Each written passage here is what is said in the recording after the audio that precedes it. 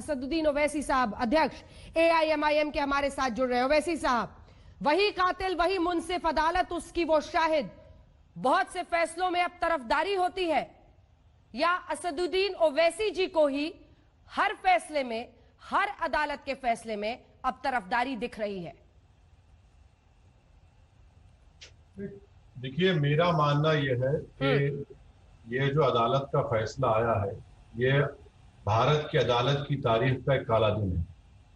मैं इसलिए ये बात कहता हूं क्योंकि सब लोग ये भूल रहे हैं कि 6 दिसंबर 1992 को तो वहां पर लोग जमा हुए थे। वो कैसे जमा हुए? किसने परमिशन दिया था? सुप्रीम कोर्ट ने दिया था। किसने वादा किया था कि मस्जिद को तोड़ा नहीं जाएगा? कल्याण सिंह गवर्नमेंट ने। अब आप मुझे बताइए कि जब सब लोग सुप्रीम कोर्ट से इजाजत लेकर वहां पर जमा होते हैं और बाबरी मस्जिद के फैसले में कोर्ट ये कहता है कि स्पॉन्टेनियस रिएक्शन था, डेढ़ एकड़ के ऊपर ये बाबरी मस्जिद है और कोर्ट ये कहता है कि ये स्पॉन्टेनियस था, क्या इसमें कॉन्स्पिरेसी नहीं हुई, प्लानिंग नहीं हुआ? और क्या चार्जशीट में ये बात नहीं कही गई थी कि कल्याण सिंह ने ये कहा था कि कंस्ट्रक्शन पर रोक है, डिस्ट्रक्शन पर नहीं है? क्या चार्जशीट में यह भी नहीं कहा गया था कि अडवाणी 5 दिसंबर की रात को विनय कटियार से मुलाकात किए? आप ये सब चीजें वहां पर हैं, तो फिर आखिर मस्जिद किसने शहीद की? कौन मस्जिद को तोड़ने का जिम्मेदार है? आप तो एक काबिल वकील हैं ओवैसी साहब, आप तो एक काबिल वकील हैं। कोर्ट ने फर्क किया है। मेरी एक बात सुनिए। अगर मैं आज तक के ऑफिस पे कॉल देता हूं कि कल आज तक के ऑफिस पर सुप्रियो के खिलाफ धरना होगा, और धरना होता है और वहां पर आज तक के 2-3 ओबी वैन्स को जला दिया जाता है, तो आप कॉल करने वालों को जिम्मेदार खड़ा करेंगे या फिर करने वालों को करेंगे? लेकिन मैंने कॉल किया है, मैंने कॉन्स्पिरेसी की है। आप बताइए फिर कैसे लोगों पर केस नहीं साबित हो सकता है? अयोध्या पहुंचने का कॉल किया गया था ना। ठीक है वकील साहब, ठीक है, अब मेरी बात भी सुनिए। कोर्ट ने फर्क किया है आंदोलन करने में, लोगों को बुलाने में, और दूसरी तरफ मस्जिद को तोड़ने में। कोर्ट ने तो उल्टा ये कहा है ओवैसी साहब कि इन लोगों ने रोकने की कोशिश की। अब इस पर क्या कहिएगा? कोर्ट ने रोकने की कोशिश की? लोगों ने, इन नेताओं में से कुछ ने रोकने की कोशिश की कि मस्जिद को मत ढाइए। मेरे पास वीडियोस है, मैं कल डालूंगा, जिसमें साध्वी रितांबरा कह रहे हैं कि एक धक्का और दो, बाबरी मस्जिद शहीद तोड़ दो। मेरे पास वीडियोस हैं कि उमा भारती मुरली मनोहर जोशी से बगलगीर हो रही है, उनको मीठा खिला रही हैं। रोक रहे थे वो। अडवाणी साहब की जो सिक्योरिटी में जो विटनेसेस थे, मैं सलाम करता हूं पुलिस ऑफिसर्स को, उन्होंने जाकर कोर्ट में कहा कि इन लोगों की साजिश, कॉन्स्पिरेसी और प्रोवोकेटिव स्पीच की वजह से मस्जिद शहीद हुई। वो मीडिया के लोग, जिनको सलाम करता हूं फ्रेटर्निटी को, जो अपनी जान को खतरे में डालकर वो एविडेंस दिए। कोर्ट ने इन तमाम को डिसरिगार्ड कर दिया।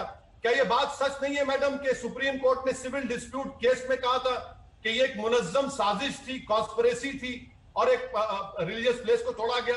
क्या सुप्रीम कोर्ट ने कहा गया कि नहीं कहा कि नेशनल शेम है, क्रिमिनल एक्ट है, egregious violation of rule of law है?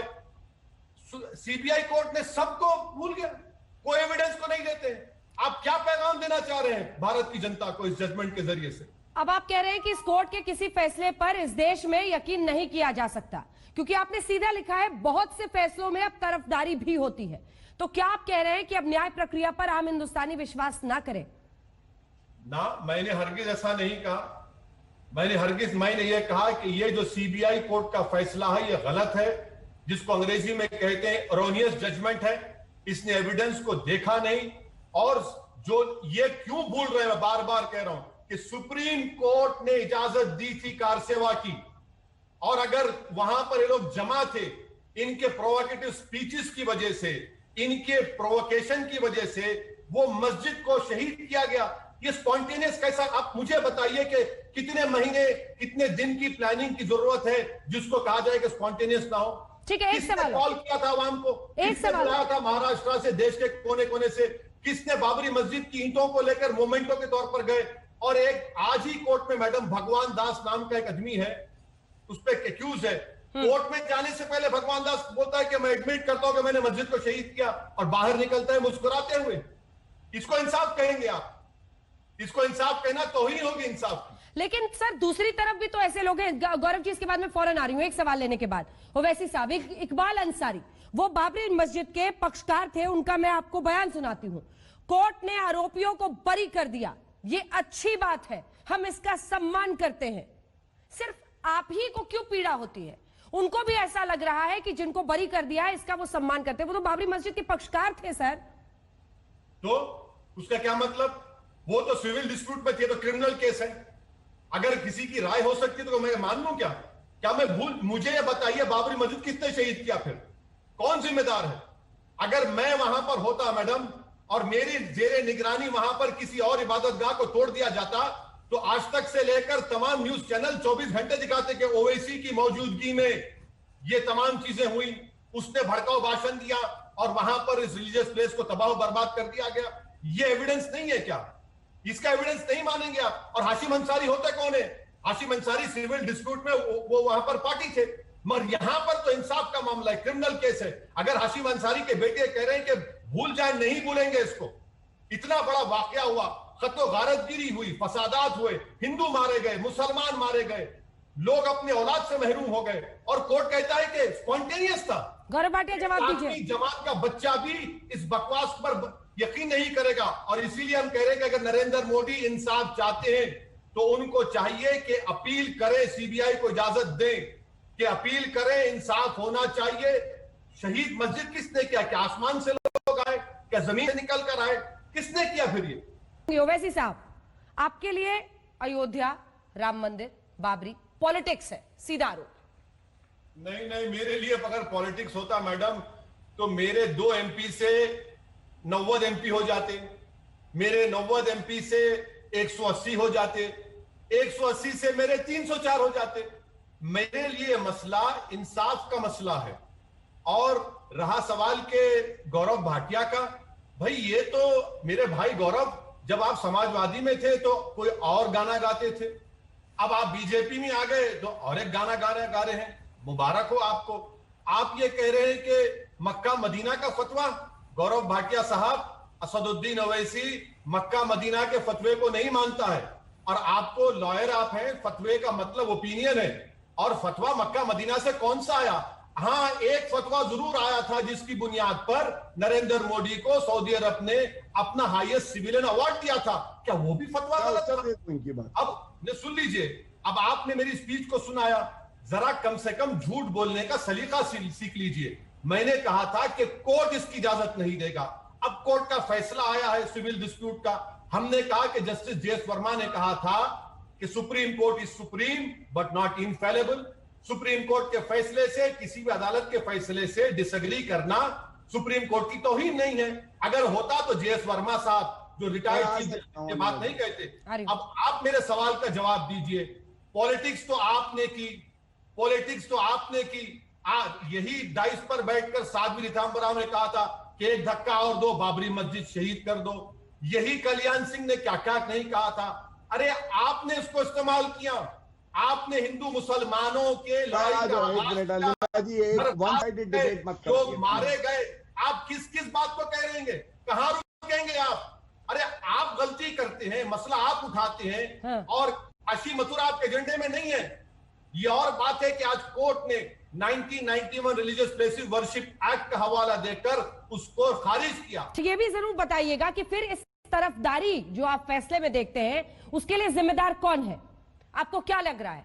क्या जज किसी से ऑर्डर लेकर फैसले लिख रहे हैं? क्योंकि बात सीधी हो ना, फिर साफ हो। हर बार हम कहें कि नहीं नहीं ये तो एक तरफा फैसला है, तो कौन जिम्मेदार है इसके लिए? लोकतंत्र, बहुसंख्यक राजनीति, कौन लिखवा रहा है? नाम बताइए, आज बता दीजिए वैसी जी जो मन में है। कौन करा रहा है ये कोर्ट के फैसले? अरे मैडम, जब आपके प्रोग्राम पे आते हैं तो हम अपनी दिल की बात करते हैं, कोई अल्फाज को चाप कर नहीं कहते। अब रहा सवाल ही गौरव भाटिया बार बार स्पीच का हवाला दे रहे। जनाब गौरव भाटिया साहब, 5 दिसंबर की रात को अटल बिहारी वाजपेयी ने कहा था, क्या कहा था? क्या नोकदार पत्थरों पे बैठेंगे, नोकदार पत्थरों पे बैठेंगे, यहां पर खुदा होगा।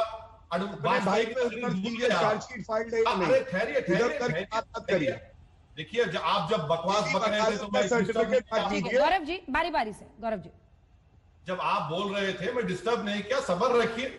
आप एक प्रैक्टिसिंग लॉयर है, मैं तो नॉन प्रैक्टिसिंग। हाथ जोड़ के विनम्रता से सवाल दोहराया, बट मैं सुन रहा हूँ, बोलिए। नहीं सर, हाथ मत जोड़िए मेरे सामने, मोदी साहब के सामने जोड़िए। आप भारतीय हैं, आपके साथ आप तो गले भी लगा सकते हैं। जोड़िए, ठीक है, मेरे साथ हाथ मत जोड़िए सर, आप प्लीज ऐसा मत करिए, मैं शर्मिंदा मत करिए।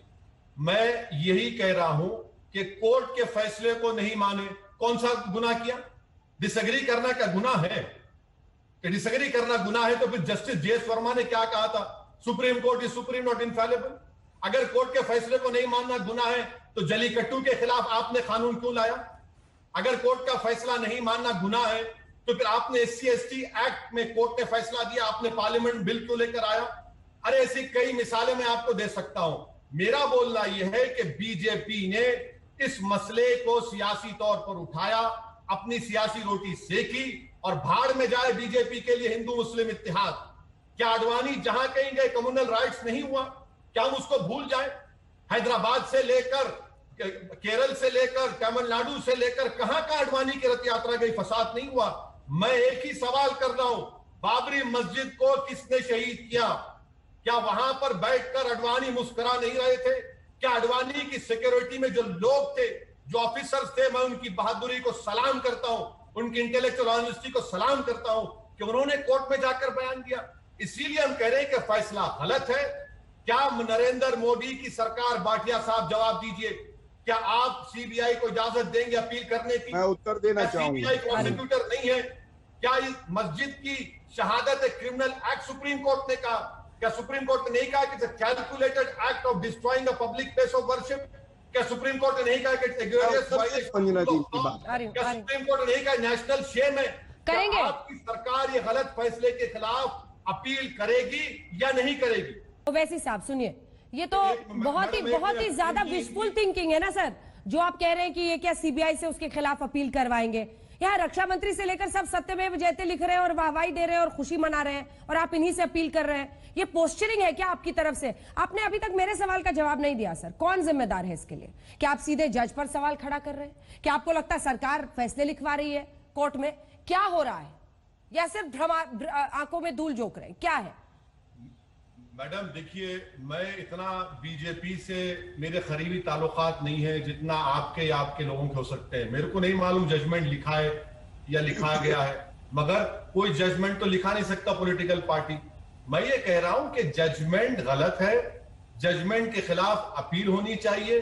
और आपने अभी अच्छा कह दिया कि अब जब पूरे के पूरे लोग कह रहे हैं कि वेलकम कर रहे हैं, तो जाहिर है मोदी सरकार सीबीआई को नहीं कहेगी कि अपील करो। ऐसे कई जजमेंट्स हैं जहां पर सीबीआई ने अपील नहीं किया। मैं आपको एक मिसाल देता हूं, हैदराबाद में मक्का मस्जिद में बॉम्ब ब्लास्ट हुआ, कई लोग मारे गए, जख्मी हुआ, लोग एक्विट हो गए, जिस पर मुकदमा था।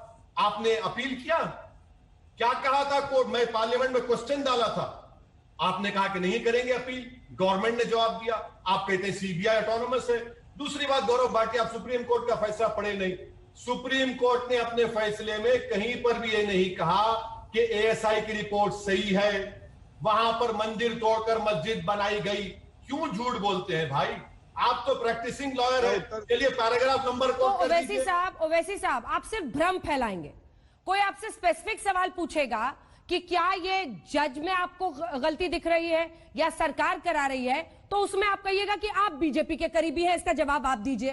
क्या ये भ्रम फैलाना नहीं है? क्या ये आंखों में धूल झोंकना नहीं है? और आपका क्या अर्थ है जब आप ये कहते हैं कि आप या फिर आपके लोग बीजेपी के करीब हो, तो इसका जवाब दीजिए। अरे सर, आपने लिखा है ना कि फैसलों में तरफदारी हो रही है, तो आपको समझाना पड़ेगा कि कौन कर रहा है, कौन लिखवा रहा है। मैंने कहा लिख रहा है, कौन लिखवा रहा है? कौन लिख रहा है? जज की गलती है? कौन लिख रहा है? आप बताइए ना सर। कौन लिख रहा है? मैं क्या जानता हूं कौन लिख रहा है? फैसला गलत आया, मैं कह रहा हूं फैसला गलत आया, मेरी राय है, आप रोक सकते हैं क्या? क्या आप मुझे जोर जबरदस्ती करके बोलेंगे नहीं वापिस लो, भरम फैला रहे? मुझे ये बताइए, मस्जिद को किसने तोड़ा? किसने सुप्रीम कोर्ट को धोखा दिया?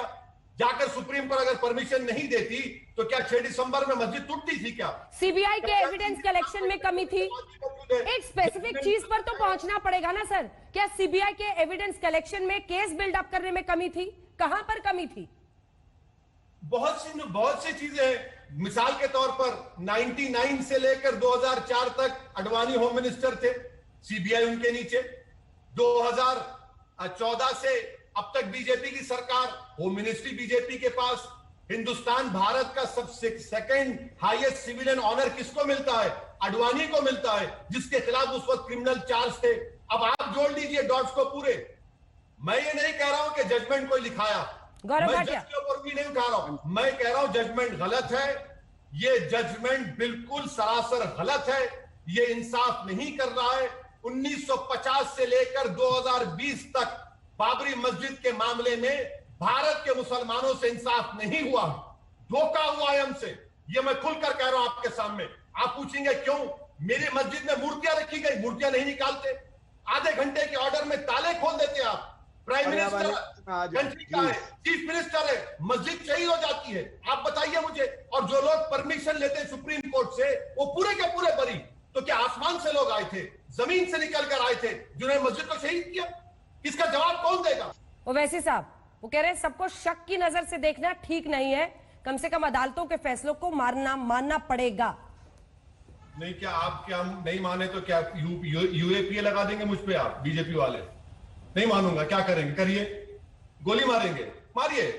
मेरा राइट है, डेमोक्रेसी में, जमहूरियत में राइट है कि फैसले के खिलाफ बोल सकते हैं और कोई कंटेम नहीं है। रहा सवाल सीबीआई का, मैडम, मक्का मस्जिद बॉम्ब ब्लास्ट, आपके अजमेर बॉम्ब ब्लास्ट और समझौता बॉम्ब ब्लास्ट, तीनों के खिलाफ सीबीआई अपील नहीं करती। क्यों नहीं करती भाई साहब, क्यों नहीं करती? क्योंकि अजमेर के ब्लास्ट में 2 आरएसएस के वर्कर्स को कन्विक्शन हुआ, उसमें भी हैदराबाद का लड़का मारा गया। तो हमारा मानना यह है कि सीबीआई इस केस में अपील करेगी या नहीं करेगी। अब बार बार ये बीजेपी के स्पोक्स पर्सन कह रहे हैं कि ठेकेदार, मैं किसी का ठेकेदार नहीं हूं। मैं मुसलमानों का लीडर ना था, ना हूं, ना कभी रहूंगा। हाँ, आप जो पहले पार्टी में थे, मुलायम सिंह यादव जो आपके नेता थे, वो ठेकेदार बने। आप बीजेपी में आ गए, आज आप वो आप जवाब दे सकते हैं क्यों आए? क्या आपका बेस्ट आर्ग्यूमेंट है क्या ओवैसी जी?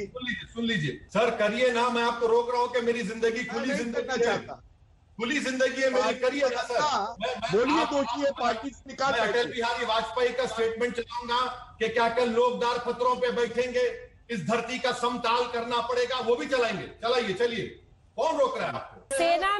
सेना में सैनिकों का मजहब ढूंढना, आपके भाई को लेकर इन्होंने अलगाव पैदा करने के लिए आग लगाने वाली बात का आरोप लगाया। इसीलिए मुझे लगा अगर आप जवाब देना चाहें दे दीजिए। नहीं मैडम, ये तो देखिए, कोई प्रोग्राम मुकम्मल नहीं होता मेरे महबूब का जिक्र किए बगैर। कोई प्रोग्राम मुकम्मल नहीं होता कि बहाओ फूल बरसाओ मेरा महबूब आया है। तो अब मैं कितना बोलूं?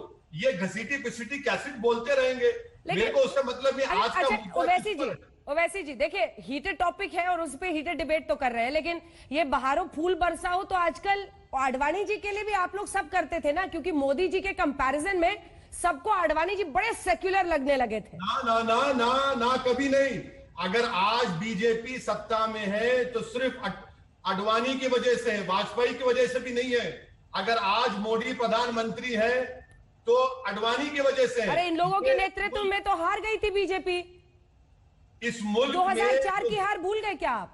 सुनिए, आप सुनिए, इस मुल्क में जो डिवीजन पैदा हुआ है हिंदू मुसलमानों के दरमियान में, उसकी तो बुनियाद श्री आडवाणी ने की थी, वही तो जिम्मेदार है।